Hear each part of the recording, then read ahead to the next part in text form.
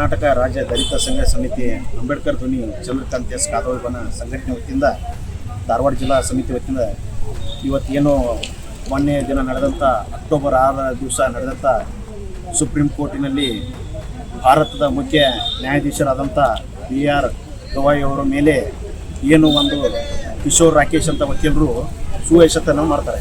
But ಯಾವುದೇ ಕಾರಣಕ್ಕೂ ಅಲ್ಲಿ BR ಗವಾಯಿ ಆದಂಥ ನ್ಯಾಯಮೂರ್ತಿ ಅವರಾಗಿ ಯಾವುದೇ ಧರ್ಮದ ಬಗ್ಗೆ ಆಗಿರ್ಬೋದು, ಯಾವುದೇ ಜಾತಿ ಬಗ್ಗೆ ಯಾವುದೇ ರೀತಿ ಮಾಡಿರೋದಿಲ್ಲ. ಯಾಕೆಂದರೆ ಅದು ದವಸ್ಕೊಂಡಾಗ ಏನಾಕೈತಿ ಅದನ್ನು ಪುನರುತ್ಥಾನ ಅದನ್ನು ಒಂದು ಅಭಿವೃದ್ಧಿ ಪಡಿಸ್ಬೇಕಂತ ಅವರು ಅರ್ಜಿ ಹಾಕಿರ್ತಾರೆ ಸುಪ್ರೀಂ ಕೋರ್ಟ್ ಹಾಕಿದಾಗೆ.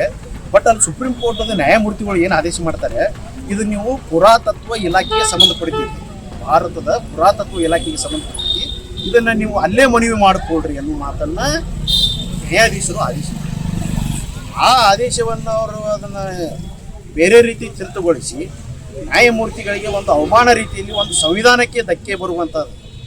ಬಟ್ ಒಂದು ಸಂವಿಧಾನಕ್ಕೆ ಧಕ್ಕೆ ಬರೋ ತಾವು ಕೂಡ ಒಬ್ಬರು ವಕೀಲರಾಗಿ ಒಂದು ತಾವು ಕೂಡ ಅಂಥ ಒಂದು ಒಳ್ಳೆಯ ಸ್ಥಾನದಲ್ಲಿ ಇದ್ದುಕೊಂಡು ತಾವು ಕೂಡ ಒಂದು ನ್ಯಾಯದ ಪರವಾಗಿ ಕೆಲಸ ಮಾಡುವಂಥರಾಗಿ ಒಂದು ಈ ಭಾರತದ ಮುಖ್ಯ ನ್ಯಾಯಾಧೀಶರ ಒಂದು ಅವ್ರಿಗೆ ಸುಯಶಸ್ತ ಒಂದು ಕೆಲಸ ಮಾಡ್ತಾರೆ. ಇದು ಅತಿ ನಾಚಿಕೆಡೆ ಆದಂಥ ವಿಷಯವನ್ನು ಹೇಳಕ್ಕೆ ಇಷ್ಟಪಡ್ತೀನಿ. ಯಾಕಂದ್ರೆ ಇದು ಆಗಬಾರ್ದು.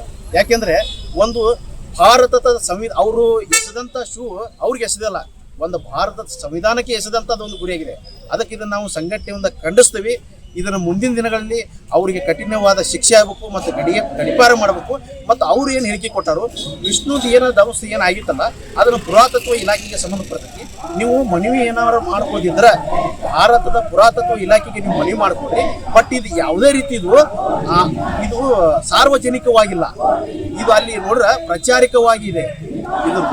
ಇದರ ಆಸಕ್ತಿ ಅನ್ನೋದು ಏನೈತಿ, ಒಂದು ವ್ಯಕ್ತಿಯುತವಾಗಿರ್ಬೋದು, ಒಂದು ರಾಜಕೀಯವಾಗಿರ್ಬೋದು, ಒಂದು ಮನೆತನ ಸಂಬಂಧಪಟ್ಟಿದಾಗ ಅದರ ಸಂಬಂಧ ಆಗಿ ನೀವು ಇದನ್ನು ಎಬ್ಬಿಸಿದ್ರಿ. ನೀವು ಇದನ್ನ ಏನು ಮಾಡಿರಿ, ಪುರಾತತ್ವ ಇಲಾಖೆಗೆ ನೀವು ಇದನ್ನು ಮನವಿ ಮಾಡಿಕೊಡ್ರಿ.